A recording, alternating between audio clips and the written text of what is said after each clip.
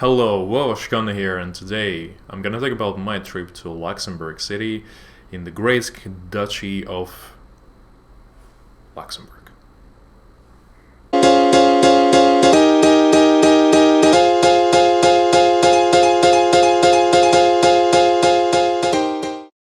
Alright, so this is definitely a weird year for traveling anywhere, and I definitely was considering going to Luxembourg at some point of a time because I have this sort of bucket list where I want to visit every single European country, and of course I don't want to omit any single one of them, which is literally my task here, right?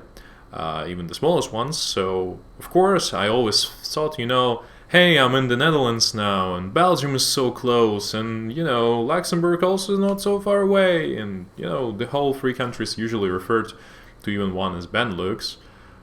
So I was like, okay, so probably it shouldn't take a long time to go there, right? I can just take a train. No.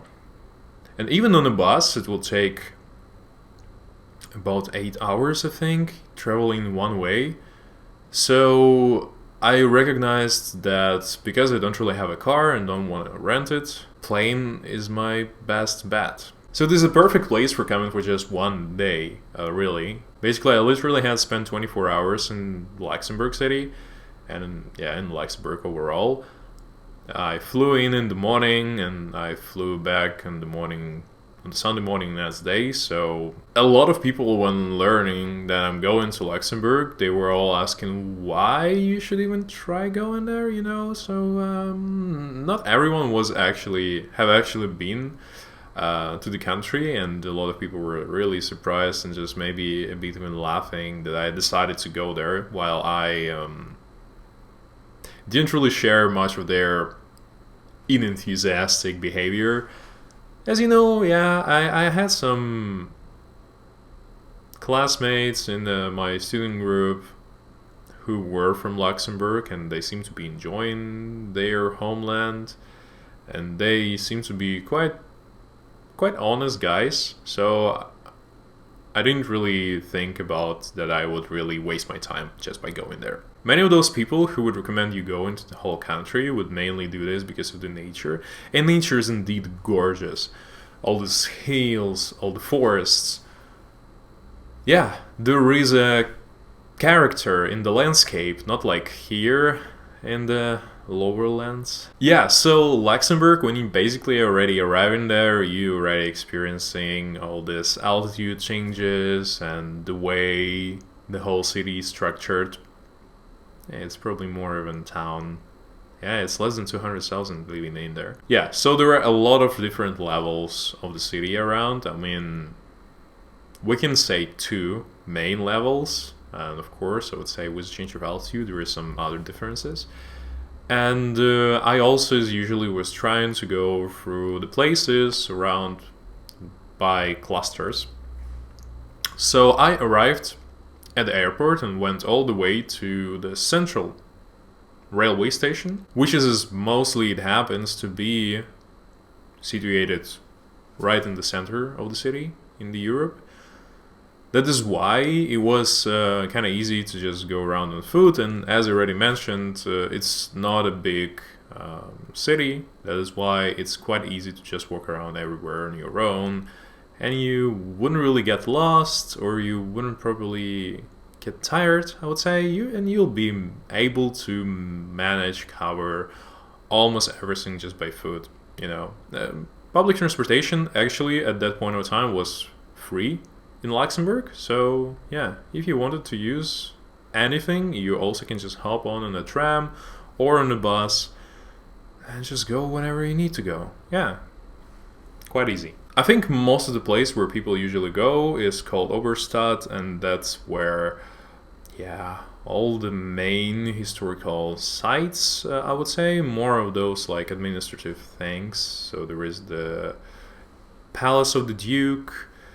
There was just a lot of other historical, beautiful buildings. What really irritated a bit is that there were a lot of construction happening at that point of time that wasn't that pleasant sometimes, especially the way from the railway station in the direction of the center. But still, I mean, it's on the other hand, it is a good sign, right? It's better than if it was just all trashy, messy, junky things around, as for example I experienced by being in Porto Alegre in Brazil. So it's not all that bad. It's actually not bad at all. And I think I took a bus in order to go from the airport to the city center. I'm already going, seeing there is this river coming in the valley in between the hills, and there are some castles and fortifications around, and they all look pretty cool. And I think as most of the towns are now developing, I think it is the great way to actually do it, not like our mayors decided to do. I mean, it's we're going into more political state, but yeah, I'm not fully happy with how Kiev is developing right now. So yeah, basically there is the more modern zone where most of the new buildings are situated, and it's called Kirchberg. Yeah, so that's where you'll be able to see New Philharmony and some other like offices, big companies. I think European Parliament or something like this. It was a bit funny moment, because when I first saw that building, I saw it was abandoned, huge building, and I was like, oh snap, how's that? Is it true? Is Luxembourg like not really having great times right now, or what? Because this is one of the leaders in the whole world in GDP per capita, and yet, almost in the center, they're having the abandoned building with broken windows or something like this. But yeah, just my site played a trick on me. It was just something else. Anyhow, Obernstadt. Historical buildings, all the restaurants, all the shops.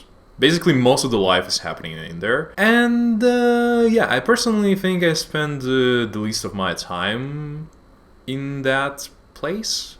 Or, I mean, at least I didn't feel like going through every single row there. And it's still so small, you kind of lose in the moment when you're not already in the city center and you're already stepping out of it and just walking already in the direction of Grund or any other districts that are surrounding that are around the Oberstadt. That's probably the most, not boring, but the most classic part of any European city. On the other hand, I think, okay, so let's put it this way. Luxembourg is not gonna be a revelation for you if you already have traveled around Europe, It's a really interesting and weird mixture of something a little bit from France, something a little bit from Germany, and perhaps something from Swiss people as well, because it has kind of their own mixture of the character, and there is like definitely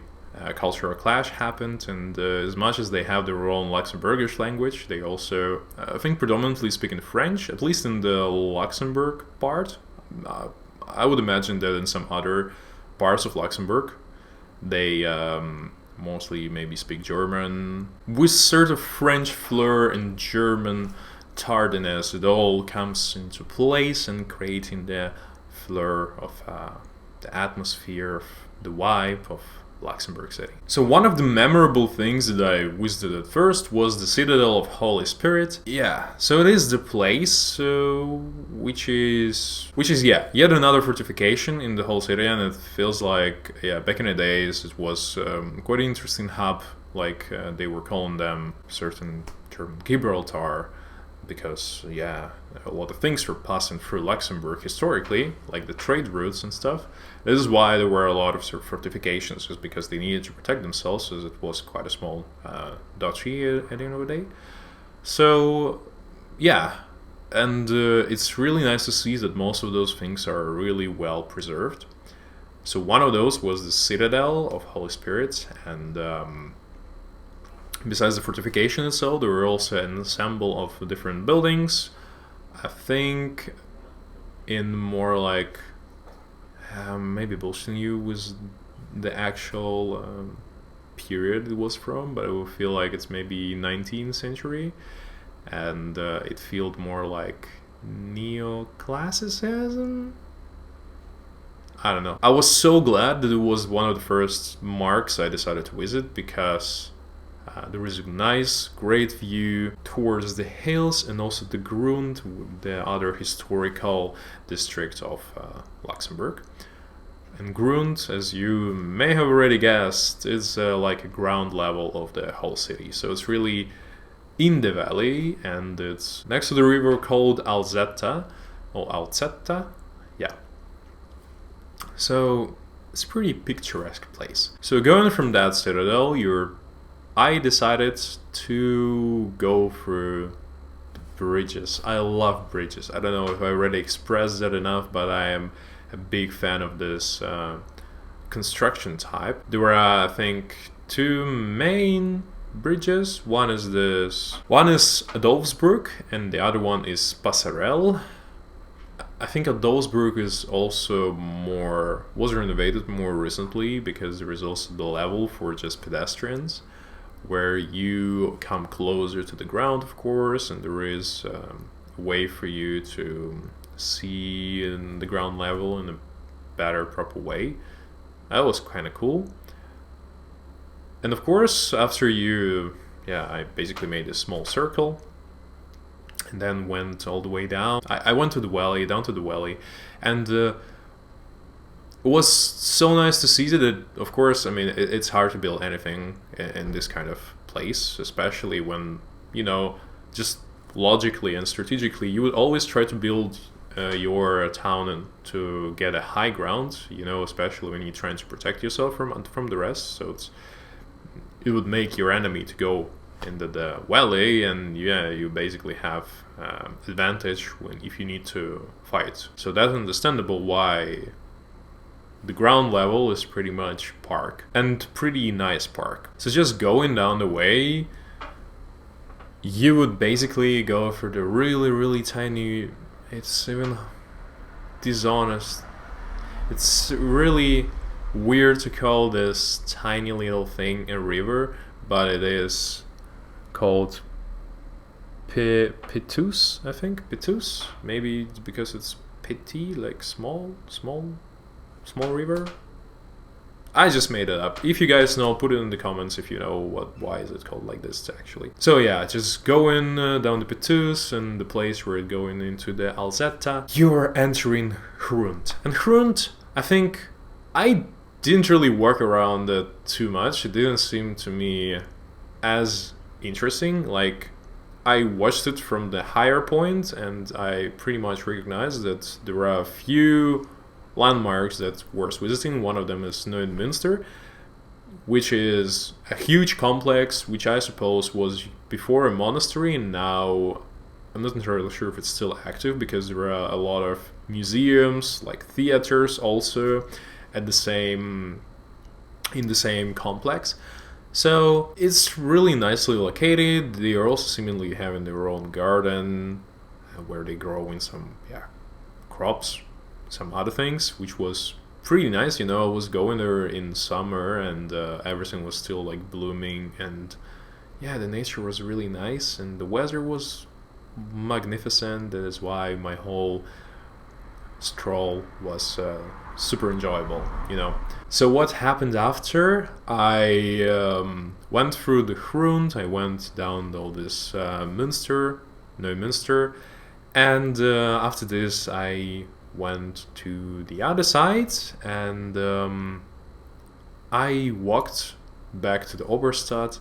And after this, for some reason, by checking the map and considering where to go next, I found an interesting district just because of the name, because there was a place called Bel Air. I haven't watched this series. I think I got introduced to it 2 years ago, but it was this old TV series from 80s about Fresh Prince from Bel Air, or of Bel Air, or something like this, where Will Smith got his biggest role, and that's what accelerated his career. So I was like, just for the meme, I gotta go there. I'm really curious to see, because Bel Air considered to be quite a posh area in Los Angeles. That is why I thought, okay, that's gonna be interesting. Maybe this is the original Bel Air, where the people who were migrating from Europe to America went to all the way to the west and call the district after this. I'm not sure if that's the real story or not, but it just, I was I was curious. So that was actually the district when I walked around, and it turned out to be quite. It's just one of the bigger districts of the city,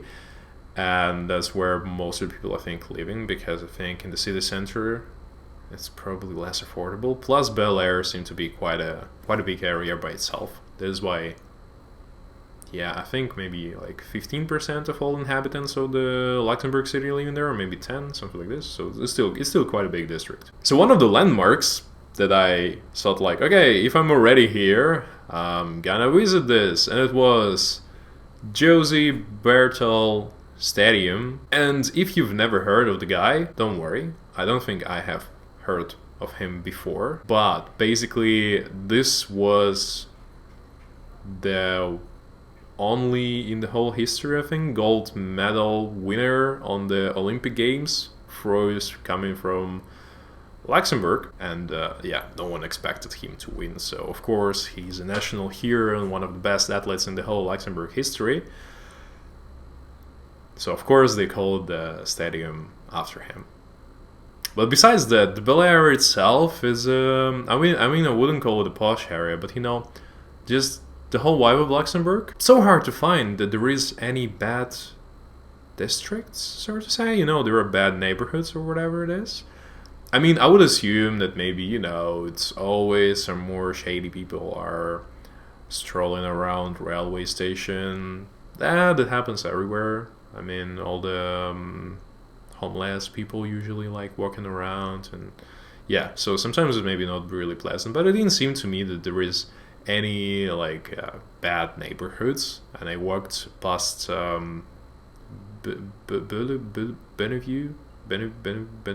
as well, Bonneville, yeah, another big area as well.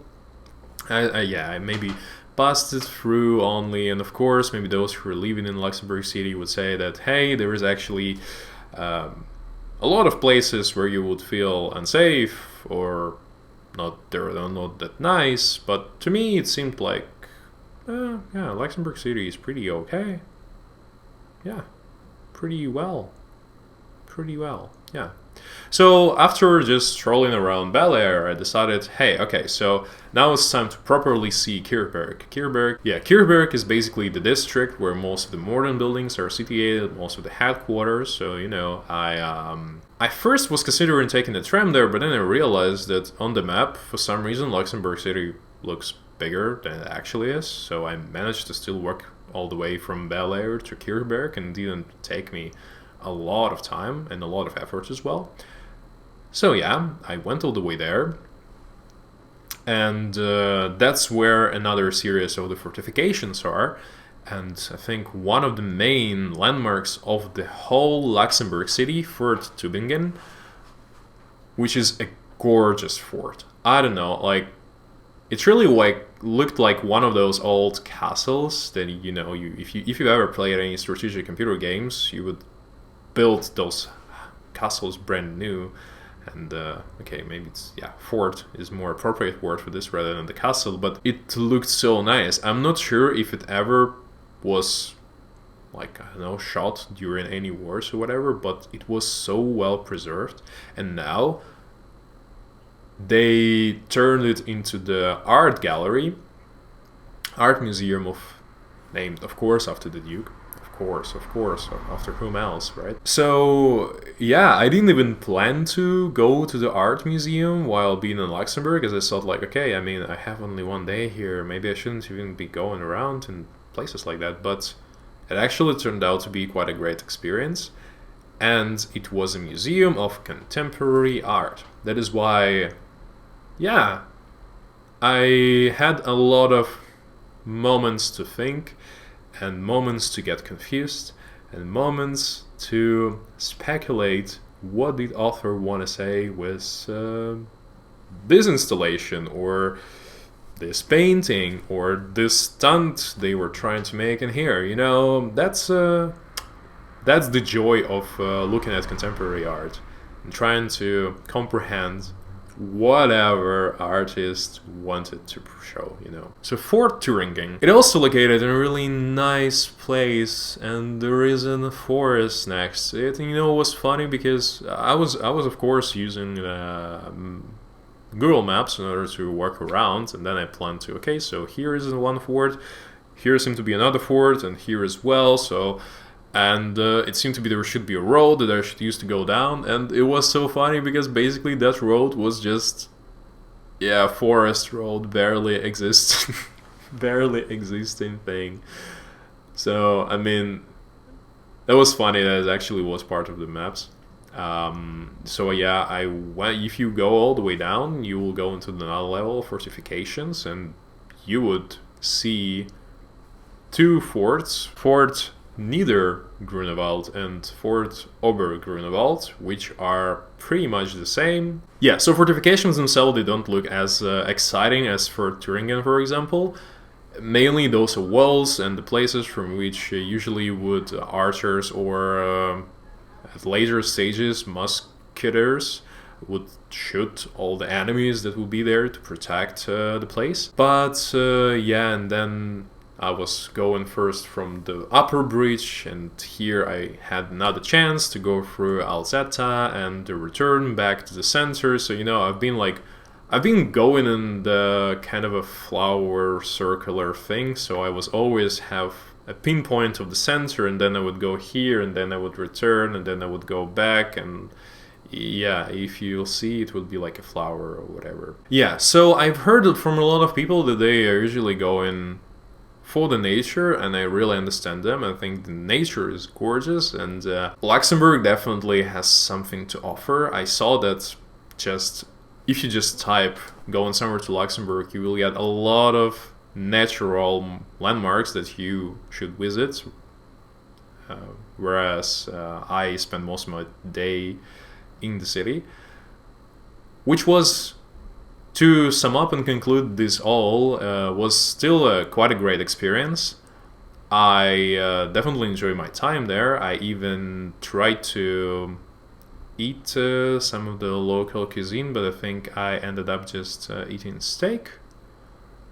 I just wasn't sure what Luxembourg is famous for, so yeah. I knew only about wine, and I knew that they also drink Riesling. That's why I think I maybe had a glass of wine. Yeah.